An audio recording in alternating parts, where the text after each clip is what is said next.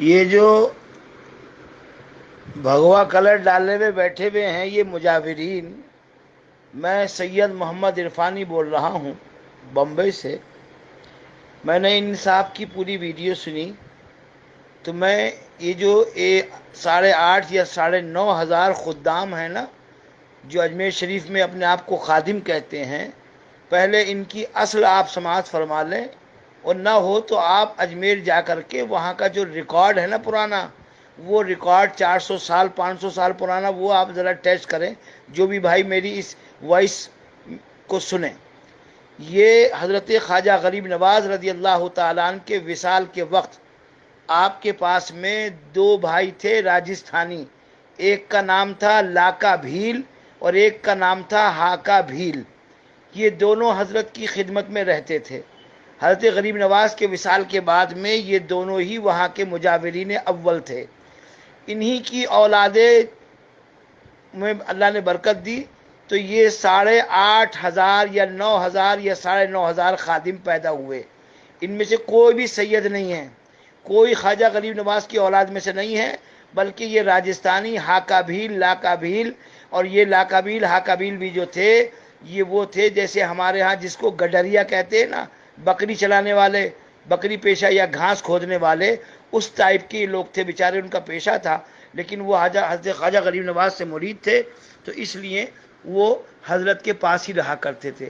انہی کی خدمت میں رہ کر پھر ان کی مجاوری کری، پھر ان سے جو اولادیں ہوئیں تو وہ یکے بعد دیگرے اس خانقاہ کی دیکھ بھال کرنی شروع کر دی۔ آگے جیسے جیسے وقت گزرتا گیا تو جس طریقے سے گلبرگہ کے اندر ہر سال 50 سے 60,000 سید، فیکٹری ہے وہاں پہ ایک، وہ بن کے نکلتے ہیں، ایسے ہی یہ خادموں نے اپنے آپ کو سید کہنا شروع کر دیا،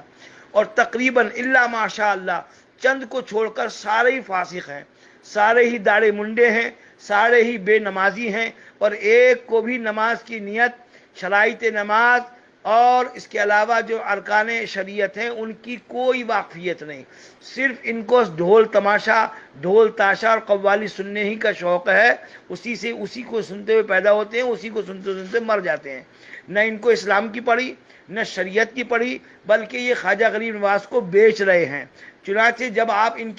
جب ان کی سنگت کے ساتھ میں آپ حاضری دیتے ہیں تو یہ آپ کی منڈی پکڑ کے حضرت خواجہ غریب نواز کے قدموں میں نیچے ڈالتے ہیں اور چادر کھینچتے ہیں، ہمیں بتاتے ہیں بے ادب، اور خود سب سے بڑے بے ادب ہیں، منڈی کھینچ کے اندر مزار میں کرتے ہیں اور اوپر سے چادر کھینچ کے کہ غریب نواز اس کا یہ کر، اس کا یہ کر، اس کا یہ کر، اور یہ کہہ کے لا چراغی، لا پیسے، لا چادر کے، لا گاگر کے، لا بتاشے کے، لا کھیل کے، یہ ان کی حرکتیں ہیں۔ اس کے علاوہ یہ زیادہ تر 99% اس میں جو ہیں وہ سب شیعہ ہیں،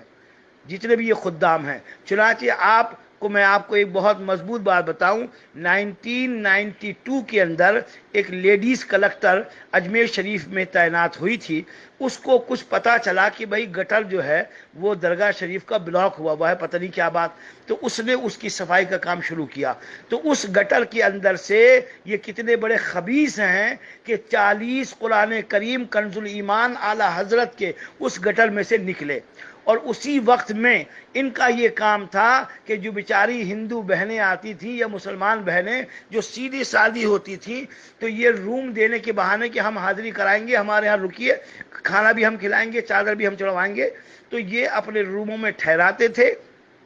ان روموں کے اندر انہوں نے کیمرے لگائے ہوئے تھے، اور جب وہ شوہر اور بیوی ساتھ میں ہوتے تھے تو یہ ان کی ننگی فوٹویں اور تصویریں اور ویڈیو بنا کر بعد میں ان زائرین کو بلیک میل کرتے تھے۔ چنانچہ ایک ہندو بہن نے جب جا کے پولیس میں شکایت کری تو 450 خادموں پہ چھاپا پڑا، جو غالباً 450 خادم آج تک بند ہیں اجمیر میں۔ یہ اتنے بڑے خبیث ہیں، اور یہ اعلیٰ حضرت کے بارے میں کہتے ہیں کہ اعلیٰ حضرت نے جو ہے ان کو اعلیٰ حضرت کیوں کہا جاتا ہے، اور یہ مسلک اعلیٰ حضرت کیوں کہا جاتا ہے۔ ان گدھوں سے پوچھو کہ گدھو، خواجہ صاحب نے کوئی تفسیر لکھی ہے؟ فقہ کی کوئی کتاب خواجہ صاحب کی تمہارے پاس ہے؟ اب اسلامی شریعت کے مطابق جو اسلام کے احکامات ہیں ان کو عمل کرنا ضروری ہے امت مسلمہ پر، اور وہ بھی ایسا بندہ چاہیے جو قرآن و حدیث کی صحیح سمجھ رکھتا ہو۔ یہی کام تو اعلیٰ حضرت نے کیا ہے کہ قرآن و حدیث کی روشنی کے اندر اسلامی احکام اور اسلامی جو طریق ہیں ان کو ظاہر و باہر کیا ہے، اور جتنے بدعقیدہ لوگوں نے اسلام کا نام لے کر کے اور اسلامی احکامات کو جو ہے وہ تخت و تاراج کیا، ان سب سے اعلیٰ حضرت نے محفوظ کیا ہے، اور ان سب کو محفوظ کرتے ہوئے صحیح جو اسلامی اقدار اور اطوار ہیں ان کو ظاہر کیا ہے۔ لیکن چونکہ ان کو ہضم نہیں ہوتا، ان کو تو صرف قوالی آتی ہے، یہ نہ اذان دینے کے لائق، نہ نماز پڑھانے کے لائق، نہ خطبہ جمعہ دینے کے لائق، نہ عیدین کی نماز پڑھانے کے لائق، نہ قرآن ان کو پڑھنا آتا، نہ ان کو حدیث پڑھنی آتی۔ اگر یقین نہ ہو تو 100-200 لوگ میری طرف سے کرایہ میں دوں گا، جہاں بھی دنیا میں سے ہوں وہ جائیں اور جا کر کے 50 خادموں کو بٹھا کر کے ان سے نماز کی نیت سن لیں، صورتیں سن لیں۔ میں یقیناً دعوے سے کہتا ہوں ان کو نہیں آتی ہیں، اور قوالیاں سننے کے علاوہ ان کے پاس میں کوئی کام نہیں ہے۔ ہم قوالیوں کی بات نہیں کرتے اعتراضاً، کیونکہ وہ حضرت خواجہ غریب نواز کے ہاں ہوتی تھیں، محبوب الہی کے ہاں بھی ہوتی ہیں، لیکن بلا مضامیر کے، یعنی صرف کلام جو تھا وہ سنا جاتا تھا۔ اس کے علاوہ ان کو اعلیٰ حضرت سے دکھ یوں ہے کہ اعلیٰ حضرت کا نام اتنا کیوں دنیا میں روشن ہے۔ تو میرے دوستو، بزرگوں، جو بھی میری بات سن رہے ہو، اعلیٰ حضرت جو ہیں وہ ہمارے مشہور کرنے سے مشہور نہیں ہوئے ہیں، بلکہ انہوں نے اللہ رسول کی خوشنودی والا وہ کام کیا ہے کہ اللہ رسول نے ان کے ذکر کو پوری کائنات میں بلند فرما دیا ہے۔ بچے کی زبان پر کے آ گیا ہے کہ عشق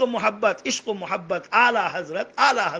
اور اعلیٰ حضرت ہی کی وہ ذات ہے جس نے ہمیں اولیاء اللہ کا مقام پہچنوایا، ورنہ یہ دیوبندی، یہ خبیث وہابی، یہ نجدی، انہوں نے کیا کیا کتابوں میں لکھ کر کے سارے اولیاء سے دوری امت کی پیدا کر دی تھی، اور امت کو کنفیوز کر دیا تھا، امت میں انتشار پیدا کر دیا تھا۔ انہوں نے بتا دیا کہ ولیوں کے ہاں جانا شرک ہے، حرام ہے، بدعت ہے، چادر ڈالنا بدعت ہے، پھول ڈالنا بدعت ہے، سمجھے صاحب، فاتحہ دینا، شیرنی سامنے رکھنا، ہاتھ اٹھا کر کے دعا کرنا، یہ سارے شرک و بدعت کے فتوے جب پھیل رہے تھے تو تم خادموں کا باپ تو سو رہا تھا وہاں بریانی کھا کے اجمیر میں۔ وہ امام احمد رضا ہی کی ذات تھی جو بریلی میں بیٹھ کر کے ڈنکی کی چوٹ پر چادروں کو چڑھانے کا ثبوت، پھولوں کو ڈالنے کا ثبوت، شیرنی کو رکھ کے سامنے فاتحہ پڑھنے کا ثبوت، ہاتھ اٹھا کے دعا کرنے کا ثبوت اگر دیا ہے ہندوستان کی سرزمین پر تو وہ واحد امام احمد رضا خان فاضل بریلوی علیہ رحمت و رضوان کی ذات ہے، ورنہ تم میں سے کوئی بھی مائی کا لال میدان میں نہیں آیا۔ تم تو صرف ڈھول تاشے بجانے کی بات کرتے ہو،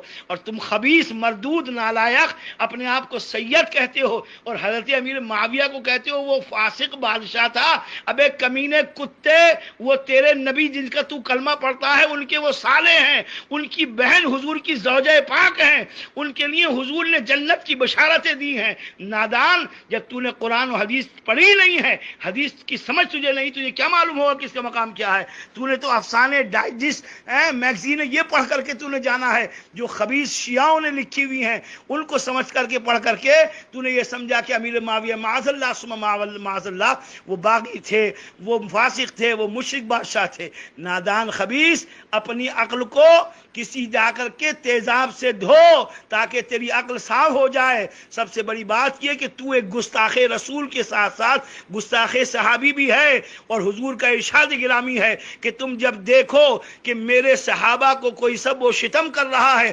جان لو کہ وہ شخص جہنم کے کتوں میں سے ایک کتا ہے۔ اس حدیث کو بخاری میں دیکھو، مسلم میں دیکھو، ابن ماجہ میں دیکھو، نسائی میں دیکھو، ابو داؤد میں دیکھو، دیگر کتب حدیث میں دیکھو، ہر حدیث کی کتاب میں یہ ملے گا کہ جو بھی امت میں سے کوئی شخص صحابی کی اگر برائی کرتا ہوا یا ان کو تبرہ کرتا ہوا، سب و شتم کرتا ہوا پایا جائے، تو چاہے وہ خواجہ صاحب کے ہاں کا ہو یا غوث پاک کے ہاں کا ہو، وہ کوئی بھی ہو، سید ہو یا غیر سید، وہ جہنم کے کتوں میں سے ایک کتا ہے۔ یہ اللہ کے رسول نے فیصلہ کر دیا ہے۔ تو نادان خادم، اپنی زبان کو لگام دے۔ جاہل، تو جو سامنے رکھ کے پڑھ رہا ہے، ابھی تجھے وہ اردو ہی نہیں پڑھنی آ رہی، پہلے جا